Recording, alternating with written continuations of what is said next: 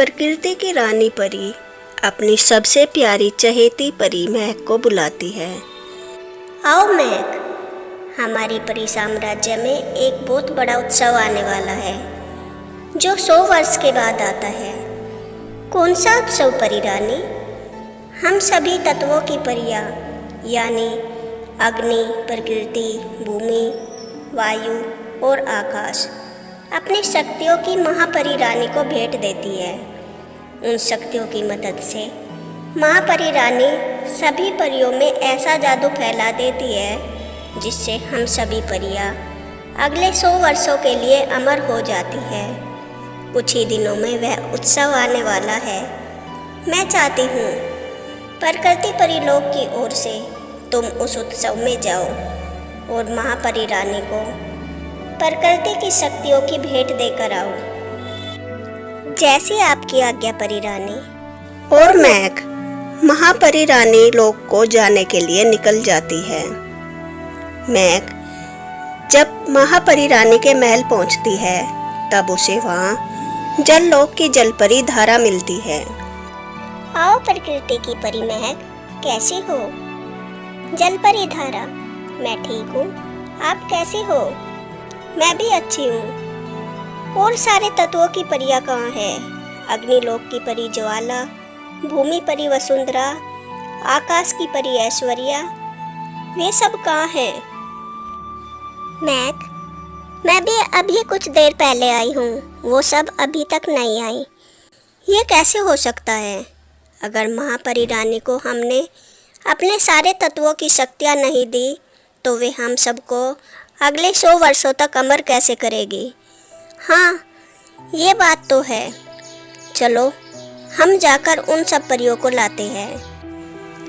महक और धारा पृथ्वी पर वसुंधरा परी को लेने जाती है, लेकिन बेताल राक्षस ने वसुंधरा परी को कैद कर लिया था, जिससे जो शक्तियाँ महापरी रानी को भेंट देने वाली थी वो राक्षस उनसे छीन सके। लेकिन महक और धारा उस राक्षस से युद्ध करती है और युद्ध में उसको हराकर वसुंधरा परी को आजाद करवा लेती है। धन्यवाद महक और धारा। अगर आज आप न आती तो ये राक्षस हमसे हमारी शक्तियाँ छीन लेता। चलो अब जल्दी से हमें ज्वाला परी और आकाश परी ऐश्वर्या को भी लेकर आना है और महापरी रानी के पास जाना है। समय बहुत कम है। और महक, धारा और वसुंधरा अग्निलोक जाते हैं, लेकिन अग्निलोक को एक विशाल राक्षस ने अपनी कैद में कर रखा था। तीनों परियां उस विशाल राक्षस से युद्ध करती है और ज्वाला परी को उसकी कैद से मुक्त करवाती है। धन्यवाद महक। अगर आज आप सब नहीं होती तो ये राक्षस हमसे हमारी शक्तियाँ छीन लेता। नहीं, कोई बात नहीं, ये तो हमारा कर्तव्य था। चलो अब जल्दी से हमें आकाश परी ऐश्वर्या को भी लाना है। फिर चारों परियां आकाश परी ऐश्वर्या को लेने जाते हैं, लेकिन उन्हीं की तरह ऐश्वर्या परी को भी एक विशाल राक्षसी ने कैद कर रखा था। फिर चारों परियां उस राक्षसी से युद्ध करती हैं और युद्ध में उसे हराकर ऐश्वर्या परी को उसकी कैद से मुक्त करवाती है। चलो ऐश्वर्या परी, जल्दी चलो, हमारे पास समय बहुत कम है। हमें महापरी रानी को अपनी शक्तियों की भेंट देने जाना है, नहीं तो अगले 100 वर्षों तक हम अमर नहीं हो पाएंगे। हाँ, जल्दी चलो। फिर पांचों परियां मिलकर महापरी रानी के महल में जाती हैं, लेकिन उन्हें महापरी रानी वहां पर नहीं मिलती। परी रानी की जय हो। महापरी रानी कहाँ है? हम सब मिलकर उन्हें अपनी शक्तियों की भेंट देने आए थे। आइए, अलग अलग ताकतों की परियों, महापरी लोक में आपका स्वागत है। शायद आप सबको नहीं पता, महापरी रानी पिछले कुछ वर्षों से अंतर्ध्यान है। महापरी रानी अंतर्ध्यान है, परंतु ये सब कैसे हुआ? हमें तो किसी ने ये खबर नहीं दी। लेकिन अब क्या होगा और हम सब परियां अमर कैसे होगी? हाँ, महापरी रानी ने एक बार मुझे बताया था, अगर किसी वजह से उस 100 वर्षों के बाद अगर मैं यहाँ न हूँ तो आप सबको एक यज्ञ करना होगा और उसमें अपनी शक्तियाँ छोड़नी होगी। फिर उस यज्ञ की देवी आप सबको अमर होने का वरदान देगी। हाँ, अब इसके अलावा हमारे पास कोई उपाय और तो नहीं है। हमें ये सब जल्दी करना चाहिए, कहीं समय न निकल जाए। ठीक है। फिर सारी परियां मिलकर यज्ञ का आरंभ करती है। हे माँ यज्ञ की देवी, मैं प्रकृति की परी महक अपनी शक्तियाँ भेंट करती हूँ। आप प्रकृति की शक्तियाँ भेंट स्वरूप स्वीकार कीजिए।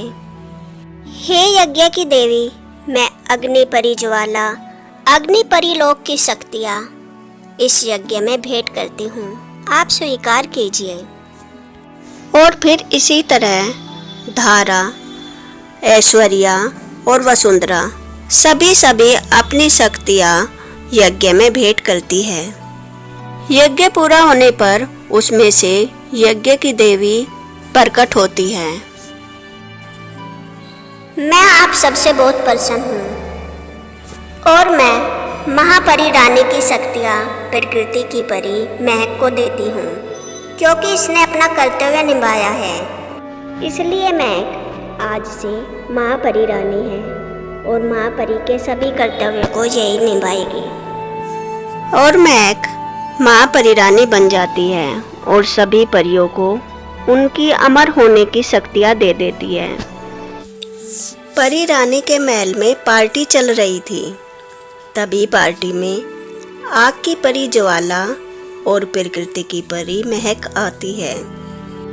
अरे आग परी और प्रकृति परी, आओ, कैसी हो?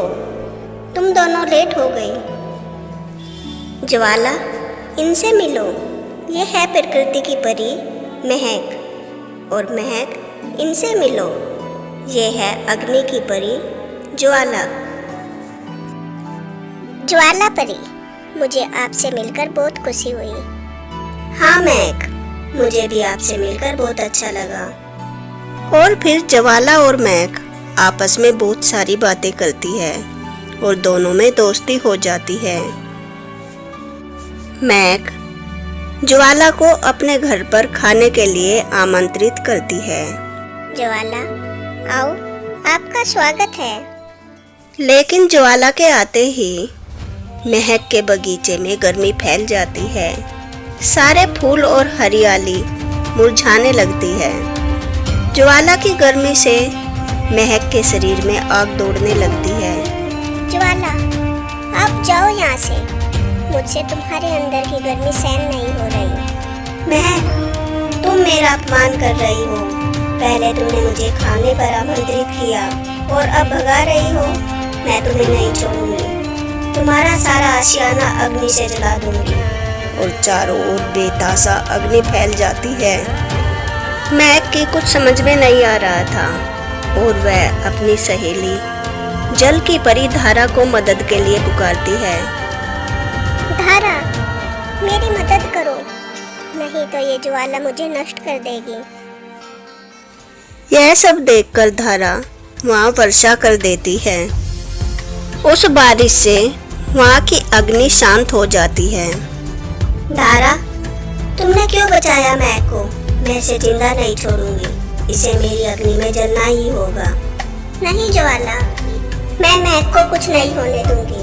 तुम्हें महक तक जाने के लिए मुझसे टकराना होगा। और फिर ज्वाला और धारा के बीच युद्ध होने लगता है। धारा, तुम मुझसे नहीं बच सकती। मैं सबसे ताकतवर हूँ और मैं इस सारी सृष्टि को जलाकर खाक कर सकती हूँ। नहीं, मैं सबसे ज्यादा ताकतवर हूँ और मैं इस पूरी सृष्टि पर बाढ़ ला सकती हूँ। इन दोनों का युद्ध देखकर महक परी रानी को बुलाकर लाती है। रुक जाओ ज्वाला और धारा, ये सब बंद कर दो और मेरी बात ध्यान से सुनो। इस कायनात में हर चीजें एक दूसरे की पूरक है। न ही अग्नि के बगैर और न ही प्रकृति के बगैर और न ही पानी के बगैर ये सृष्टि चल पाएगी। तुम तीनों तीन तत्वों का प्रतीक हो, अग्नि, जल और प्रकृति। लेकिन तुम एक दूसरे से अलग रहकर भी एक दूसरे की पूरक हो, परंतु तुम एक साथ नहीं रह सकती। इसलिए तुम शांत होकर एक दूसरे से अलग अलग अपने अपने स्थानों पर जाओ। और इस तरह अग्नि, प्रकृति और जल की परी अपने अपने स्थान पर चली जाती है और परी रानी वापस अपने महल में चली जाती है।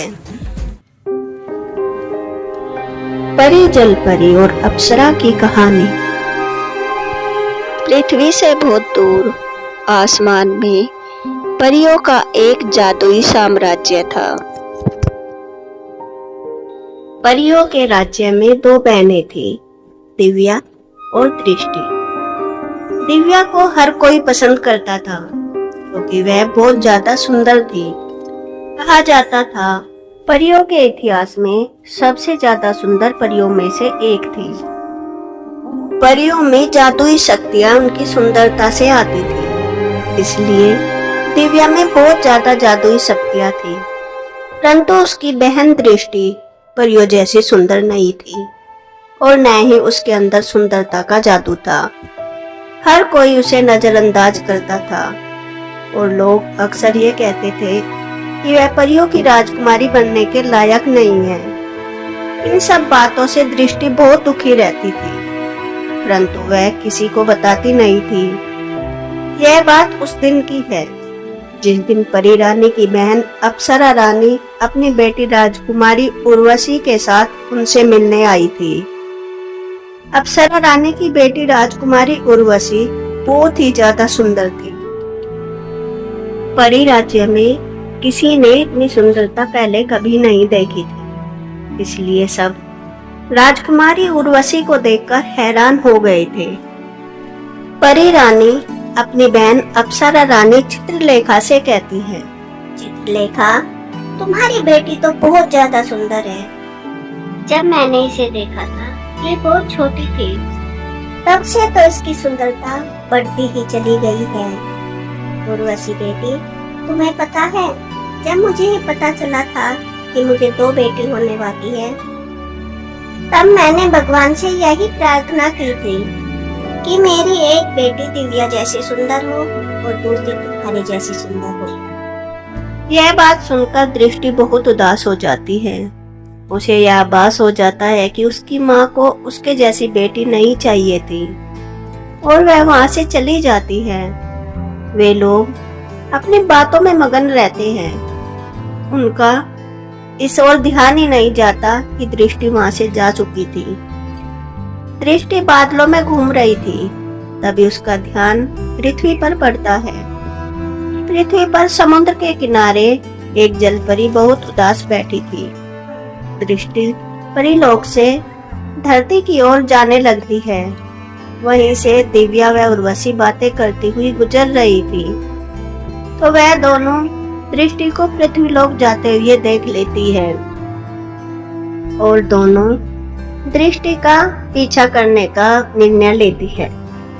दृष्टि उस जलपरी के पास जाती है। क्या हुआ जलपरी, तुम इतनी उदास क्यों हो? जलपरी परी को देखकर हैरान हो जाती है। आप कौन हो? मैं परीलोक की राजकुमारी दृष्टि। तुम इतनी उदास क्यों हो? मैं जलपरी लोक की राजकुमारी मोहिनी हूँ। मेरी उदासी का कारण यह है कि हम जलपरियाँ अपने सुरीली और मनमोहिनी आवाज के लिए प्रसिद्ध होती हैं और उसी से हमें अपनी जादुई शक्तियाँ मिलती है। परंतु मैं जलपरियों की राजकुमारी होने के बावजूद जादुई आवाज के बिना पैदा हुई थी, इसलिए मैं उदास हूँ। मोहिनी, मेरी भी हालत कुछ ऐसी ही है। मैं भी परियों की जादुई सुंदरता के बिना पैदा हुई हूँ। मुझे परीलोक में कोई पसंद नहीं करता, इसलिए परीलोक में मेरा मन नहीं लगता। पता नहीं भगवान ने हमारे साथ ऐसी नाइंसाफी क्यों की है। शायद मेरे पास इसका एक उपाय है। जलपरी लोक में एक जादुई मोती है वह मोती कोई भी एक इच्छा पूरी कर सकता है।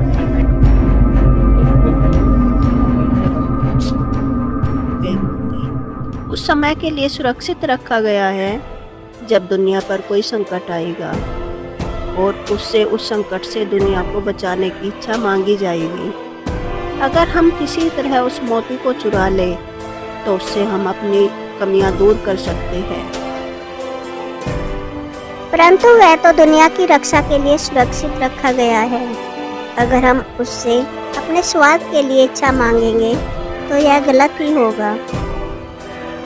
हमारे साथ जो हो रहा है वो भी तो गलत है। तुम सही कह रही हो मोहिनी।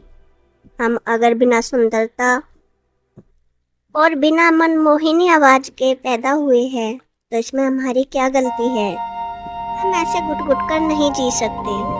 दिव्या व उर्वशी उन दोनों की सारी बातें सुन लेती है।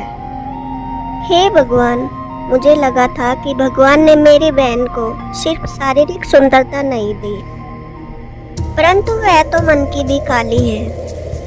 हमें जल्दी जाकर मौसी को सारी बातें बता देनी चाहिए।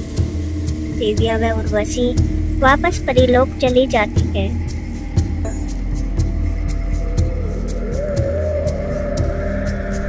दिव्या व उर्वशी अपनी माँ को जाकर सारी बातें बता देती है। हे भगवान, ये लड़की क्या कर रही है? हमें जाकर जलपरी रानी को सारी बातें बता देनी चाहिए। वे सब मिलकर जलपरी लोक जाते हैं।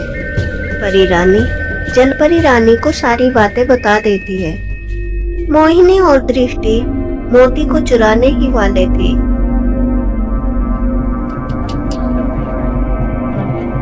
इससे पहले जलपरियां उन्हें पकड़ लेती है और कारागार में डाल देती है।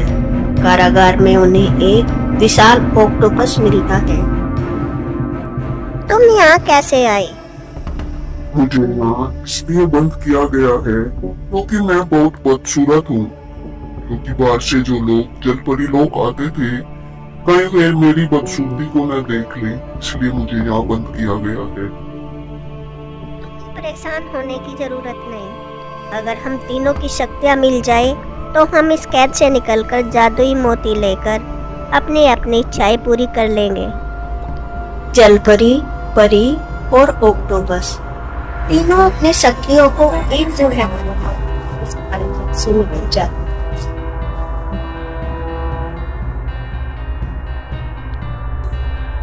और जादुई मोती को ले लेते हैं। तभी वहाँ परियां और जलपरियां भी आ जाती है। मेरे जादुई मोती, मैं चाहती हूँ मुझे मेरी परियों वाली सुंदरता मिल जाए और मोहिनी को उसकी जादुई आवाज मिल जाए और ऑक्टोपस की बदसूरती दूर हो जाए। जादुई मोती से एक सुनहरी मछली निकलती है और वो कहती है, नहीं दृष्टि, मैं ये इच्छा पूरी नहीं कर सकती। कोई इच्छाएं पूरी कर सकती हूँ जिससे जन कल्याण हो। मैं स्वार्थी इच्छाओं को पूरा नहीं कर सकती। परंतु यह भी तो जन कल्याण है। हमारे साथ भी तो यह अन्याय हो रहा है। तुम सही कह रही हो मोहिनी, तुम्हारे साथ अन्याय हो रहा है, परंतु इसमें तुम्हारी कोई गलती नहीं। बाकी सबकी सोच की कमी है।